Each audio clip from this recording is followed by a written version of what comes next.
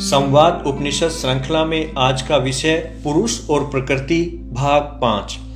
मन के स्वरूप को थोड़ा समझ लेना चाहिए। अव्यय पुरुष का मन ही हमारा मन सोशियस मन कहलाता है। हमारा मन संकल्प विकल्प वाला इंद्रिय मन है। इसका निर्माण पार्थिव सोम त्रिव्रत से होता है। प्रत्येक इंद्रिय का अपना कार्य इस प्रकार रहता है कि उसमें सुख दुख का बोध रहता है। सर्वेंद्रिय मन को यह बोध होता है। चंद्रमा के सोम से सर्वेंद्रिय मन पैदा होता है। इसी को प्रज्ञान ब्रह्म कहते हैं। यह बुद्धि विज्ञान ब्रह्म से जुड़ा रहता है। भावना वासना के संस्कार इसी मन में रहते हैं। चौथा मन है सत्व मन। सुषुप्ति दशा में भी यह मन कार्य करता है। श्वास प्रश्वास रक्त संचार जैसे कर्म संचालित करता है। यह परमेष्ठि से जुड़ा हुआ मन का स्वरूप है। इसके विकास से ही व्यक्ति महान आत्मा बनते हैं। ध्यान देने वाली बात यही है कि सर्वेंद्रिय मन की इच्छा जीव की इच्छा होती है और सत्व मन की इच्छा स्वयं ईश्वर की इच्छा कहलाती है। यही अव्यय मन है, सोम संचालित मन है। अन्न से सप्त धातुओं के निर्माण के आगे शुक्र से मन का निर्माण होता है। इसका आधार अन्न में प्रतिष्ठित चंद्रमा का अंश होता है। यहाँ मन के दो भाव दिखाई पड़ते हैं। एक मन शुक्र से बनता है। मन का स्वामी चंद्रमा है। मन और शुक्र दोनों सोम हैं। पुष्ट मन के लिए शुक्र की पुष्टता अनिवार्य है। शुक्र की मात्रा ही इसका कारक है। दो ब्रह्मचर्य का पालन ही मन की पुष्टता का मार्ग है। मन सोम है, रित है, केंद्र विहीन है, अतः निर्बल भी है, चंचल है। शुक्र निर्बल, मन निर्बल। निर्बल मन ही अधिक चंचल होता है, विकल्पों में बहता रहता है। यही पुरुष मन का स्वरूप है। इसके विपरीत स्त्री मन शोणित आधारित है, उष्ण है, सैबल है। शोणित सप्त धातुओं में रस के बाद बनने वाला दूसरे स्थान का ही धातु है। अतः संपूर्ण शरीर एवं रक्त के आगे की सभी धातुओं में व्याप्त रहने वाला भी है। अतः भीतर की उष्णता भी कई गुना अधिक होती है, जो संतान को परिपक्व करने के लिए आवश्यक भी है। स्त्री का ब्रह्मचर्य शोणित को पुष्ट करता है। अग्नि सत्य है। इसी अग्नि में सोम शुक्र आहुत होता है। अतः मूल में स्त्री भोग्या नहीं भोगता है। जब पुरुष पुरुष के सामने हो तो शायद अपने संकल्प में सफल हो सके, अपनी बात मनवा सके।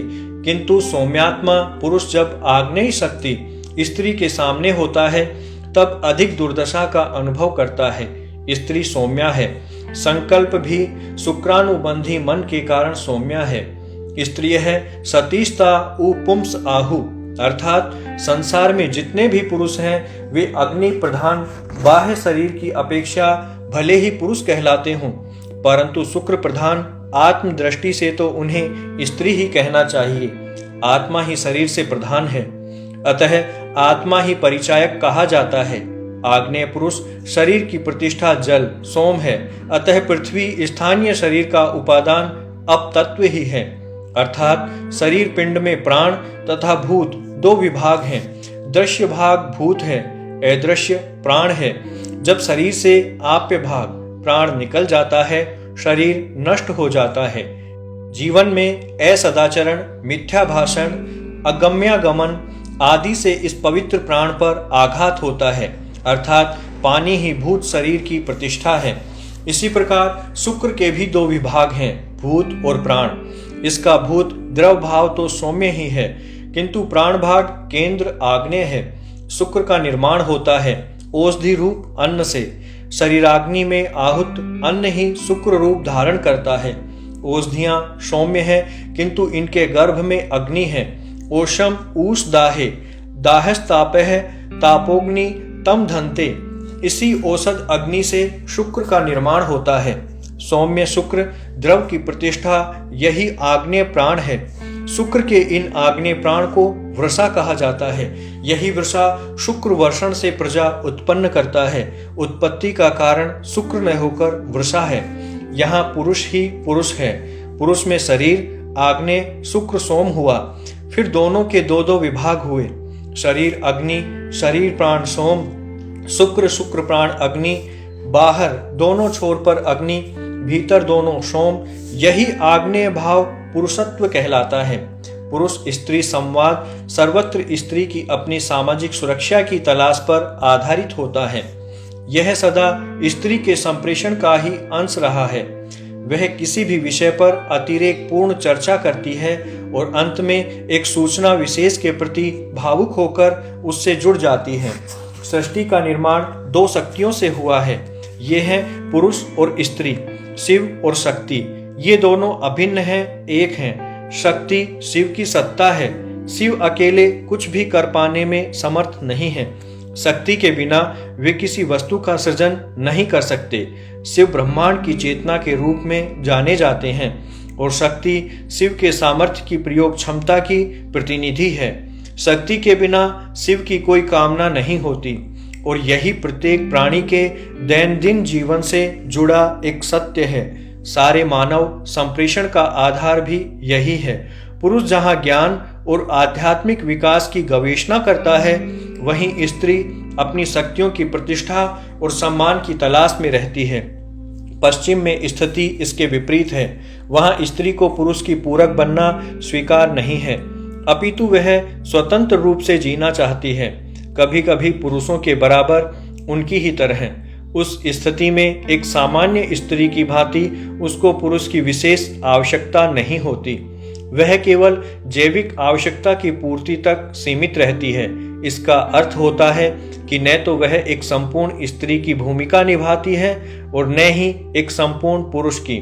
एक ओर वह अपने स्त्रियोचित गुणों को खो देती है तथा पुरुष से प्रतिस्पर्धा नहीं कर पाती। दूसरी ओर वह पुरुष की शिकार बन जाती है, जो एक शिकारी की भांति उसकी तलाश में रहता है। इस प्रकार के वातावरण में समूचा सामाजिक संप्रेषण छिन्न भिन्न हो जाता है। जब हर कोई एकाकी व्यक्ति बनकर रहता है, तब वहां कोई सामाजिक व्यवस्था स्थापित नहीं रह पाती और न कोई संप्रेषण ही। टेलीविजन तथा इंटरनेट आदि जनसंचार माध्यम भी आज लोगों को व्यक्तिगत स्तर पर सोचने को ही मजबूर कर रहे हैं। कोई भी उन सार्वभौम शक्तियों के बारे में बात नहीं करता जो हमारे चारों ओर कार्य कर रही हैं तथा जिनके कारण हमारा जीवन व्यवस्थित नहीं हो पा रहा है। हमारे जीवन और उन शक्तियों के बीच कोई संतुलन नहीं रह गया है। पुरुष और स्त्री की भूमिका को तथा उनके सोच के दायरों के अंतर विशेष को समझने के लिए हमें उनके दिन प्रतिदिन के व्यवहार को समझना होगा। जीवन की वास्तविक भूमिका को समझना होगा, विशेष रूप से उनके घर के व्यवहार को, जिसमें उनके जीवन की वास्तविक भूमिका होती है। स्त्री और पुरुष की भारतीय अवधारणा प्रकृति के चक्र से जुड़ी है, प्रजनन चक्र तथा लालन पालन से जुड़ी हुई है। दोनों में प्रत्येक एक दूसरे के बिना अपूर्ण है।